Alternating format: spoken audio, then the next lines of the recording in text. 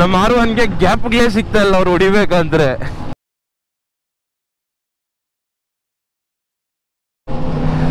Because imported ಗಾಡಿಗಳೆಲ್ಲ ಆಗಲ್ಲ. So ನಾನು R3 ಅಲ್ಲಿ ಆದಷ್ಟು ಡ್ರೈವ್ ಮಾಡ್ತೀನಿ, ಬಟ್ ತುಂಬ ಕಷ್ಟ ಗುರು. ಸೊ ಗೈಸ್ R1 ಅಲ್ಲಿ ಅಷ್ಟು ಬೇಗ ಗ್ಯಾಪ್ಗಳು ಹೊಡಿಯೋಕ್ಕಾಗಲ್ಲ, ತುಂಬಾ ಯೋಚನೆ ಮಾಡಿ ಹೊಡಿಬೇಕು ಗಿಯರ್ ಡೌನ್ ಮಾಡಿಕೊಂಡು. ಸೊ ನಮ್ಮ R3 ಅಲ್ಲಿ ಸೇಮ್ ಅದೇ ಬಾಧೆ ಇದರಲ್ಲಿ ಬೀಳೋದು.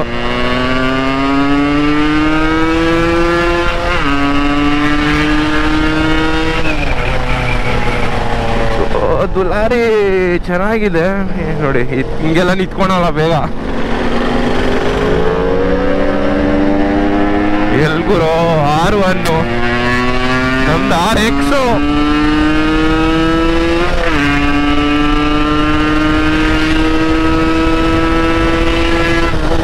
ಪಕ್ಕ 140 ಓಡ್ತಾ ಇದೆ ಗುರು. ನಮ್ ಗಾಡಿ ಇನ್ನೂ ಓಡುತ್ತೆ, 150 ಮೇಲೆ ಓಡುತ್ತೆ.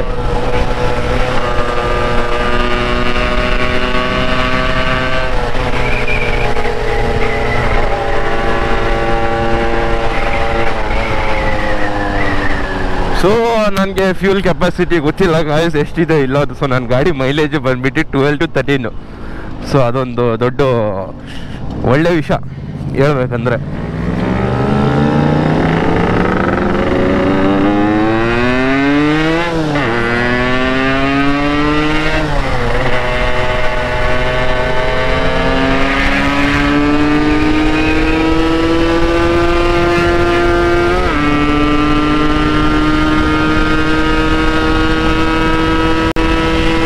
Check this out, ನನ್ನ ಗಾಡಿ 140 ಪಕ್ಕ 140 guys.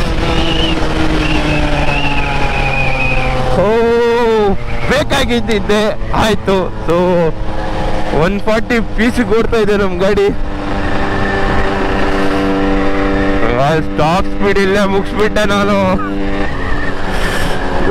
ಸೊ ನಮ್ಮ ಬ್ರೋ ನೋಡಿ ಟೈರ್ ಸ್ವಲ್ಪ ಎಕ್ಸ್ಟ್ರಾ ದಪ್ಪ ಹಾಕ್ಸ್ಬಿಟ್ಟಿದ್ದಾರೆ R15 ಅಲ್ಲಿ, ಅದರಿಂದ ಲೈಟಿಗೆ ಫಾಲ್ಟ್ ಹೊಡೆಯುತ್ತೆ ಗಾಡಿ.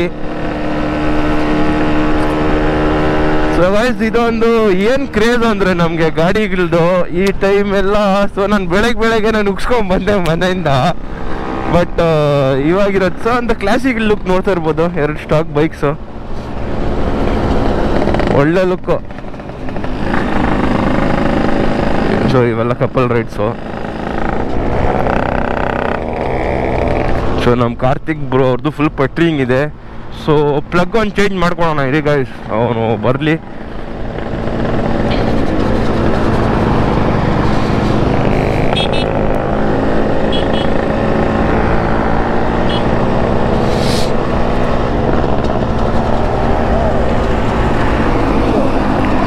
ಏನಾಯ್ತು? ಇದಾ ಇಂಡಿಕೇಟ್ರಾ?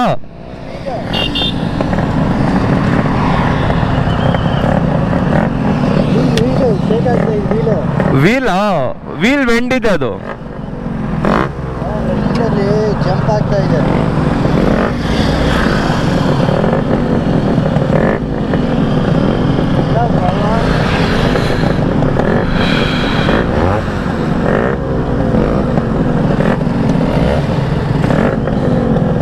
ಪಕ್ಕ 140 ಮಚ್ಚಿ, 140 ಪಕ್ಕ.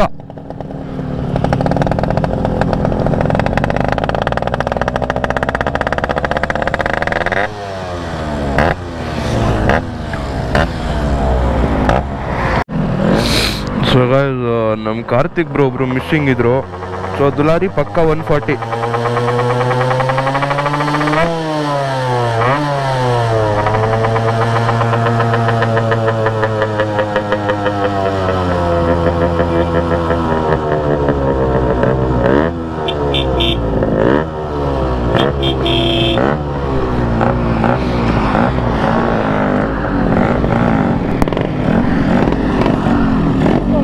ಸೀದಾ ಆಗೋಯ್ತಾ?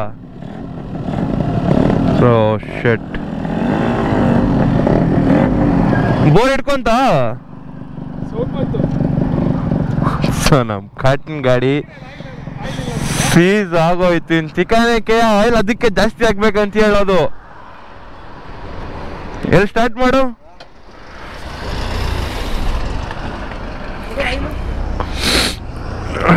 ಏನಿಲ್ಲ, ಓಡಿಸ್ಬೋದು ಕಟ.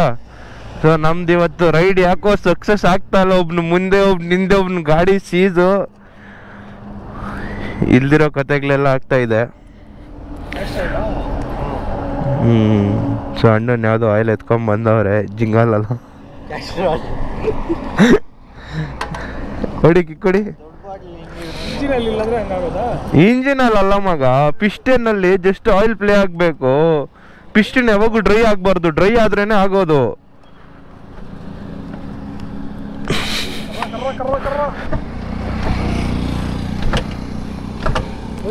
ಸೀಸು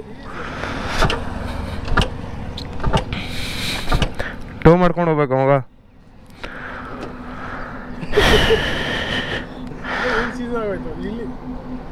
ಎಕ್ಸ್ಲೇಟರ್ ಫುಲ್ ಹಿಡ್ಕೊಂಡಿದ್ದೆ ಅನ್ಕೊಂತೀನಿ. Full accelerator ಹಿಡ್ಕೊಂಡಿರ್ತೀಯ. ಸೊ ನಮ್ಮ ಕಾಟಾ ಬೈಕ್ ಸೀಸ್ ಆಗೋಯ್ತು. ಆಯಿಲ್ ಮೇಂಟೈನ್ ಮಾಡೋದ್ರೆ ಮಾಡಲ್ಲ, ಇನ್ನೇನು ಆತೈತೆ.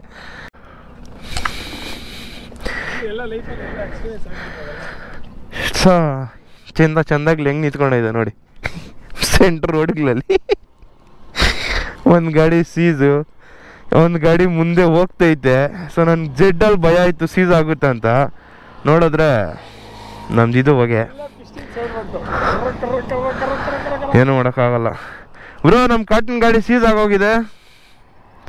ಹೌದು. ಸೊ ನೀವು ಯೂ ಟರ್ನ್ ಮಾಡಿಕೊಂಡು ಇದು ಕಡೆ ಬನ್ನಿ. ನಾವು ಇಲ್ಲೇ ನಿಂತ್ಕೊಂಡಿದ್ದೀರಿ, ಮಧ್ಯಾಹ್ನ ಟರ್ನ್ ಹೊಡೆಯಲ್ಲ, ಅಲ್ಲೇ ನಿಂತ್ಕೊಂಡಿದ್ದೀರಿ.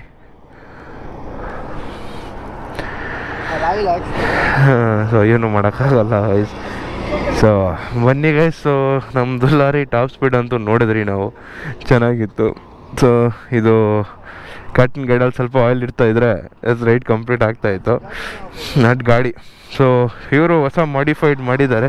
ಸೊ ಚೆಕ್ಔಟ್ ಮಾಡ್ಬೋದು. ಸ್ಟಾಕ್ 135 ಕಲರ್, ಇಂಜಿನ್ ಕಲರ್ ಎಲ್ಲ ಚೆಕ್ಔಟ್ ಮಾಡ್ಬೋದು ನೀವು. ಚೆನ್ನಾಗಿ ಮಾಡಿದ್ದಾರೆ, ಡಿಫ್ರೆಂಟಿಗಿದೆ. Silver plus blue. ಬ್ರೋ ಎಷ್ಟಾಯ್ತು ಬ್ರೋ ಖರ್ಚು? 50,000. ಸೊ ಗಾಡಿ ಇಷ್ಟು ಲುಕ್ ಬರಬೇಕಂದ್ರೆ ನಾವು 50,000 ಖರ್ಚು ಮಾಡಬೇಕು. ಎಲ್ಗುರು ದುಡ್ಡುಗಳು ಸುರಿತಾ ನೋಡಿ. 1 ಔಟಲ್ಲಿ ಗಾಡಿ ಸೀಸು. ಈ ಗಾಡಿ ಇವಾಗ ಸೀಸ್ ಆಗೋದ್ರಿಂದ ನಮ್ಮ ಕಾಟನ್ಗೊಂದು 4,000-5,000 ಏಟ್ ಬಿತ್ತು ಇಲ್ಲಿ. ಏನೂ ಮಾಡೋಕ್ಕಾಗಲ್ಲ. ಸೊ ಬಿಲ್ಟ್ಗಳು ನೋಡ್ಬೋದು ನೀವು, 2 ಝೆಡ್ದಿದೆ. ನಮ್ಮದು ಲಾರಿದು ಬಂದ್ಬಿಟ್ಟು ಕಟ್ ಬಿಲ್ಟ್ ಇದೆ, ಬಿಕಾಸ್ ಫ್ರಂಟು ಸ್ವಲ್ಪ ಇದು ಜಾಸ್ತಿ ಮಾಡಿ. ಸೊ ದುಲಾರಿ ಲುಕ್ಕು ಆಲ್ಮೋಸ್ಟ್ ಹೋಗ್ಬಿಟ್ಟಿದೆ. ಆ್ಯಂಡ್ ಡಿಸೆಂಬರ್ ಮಂತ್ ಆಲ್ಮೋಸ್ಟ್ ಆಗೋಯ್ತು. ಸೊ ಇವಾಗ ನೆಕ್ಸ್ಟು ಸೆಟಪ್ಪೇ ಚೇಂಜ್ ಮಾಡೋಣ. ಬಿಕಾಸ್ ನಾನು ಸ್ವಲ್ಪ ಸಿವಿಕಿಂದ ಬ್ಯುಸಿ ಆಗೋಗಿದ್ದೀನಿ. ಸಿವಿಕಿಂದನೇ ಸ್ವಲ್ಪ ಕಾಸುಗಳು ಹೋಗ್ತಾ ಇದೆ, ಬಿಕಾಸ್ ಸ್ವಲ್ಪ ಚಿಕ್ಕ ಕೆಲಸಗಳಿದೆ ಸಿವಿಕಲ್ಲು. ಸೊ ಅದೆಲ್ಲ ರೆಡಿ ಮಾಡಿಸಿದ್ಮೇಲೆ ನಿಮ್ಮ ಬ್ಲಾಗಲ್ಲಿ ನೋಡಿಸ್ತೀರಿ. ಸೊ ಗೈಸ್ ಇವತ್ತಿನ ಬ್ಲಾಗ್ ನಾವು ಇಲ್ಲೇ ಮುಗಿಸೋಣ. ಸಿಗೋಣ ಇನ್ನೊಂದು ಬ್ಲಾಗಲ್ಲೇ. ಅಷ್ಟೊತ್ತಿಗೆ take care of you health, ride safely. ಸಿಗೋಣ ಗೈಸ್.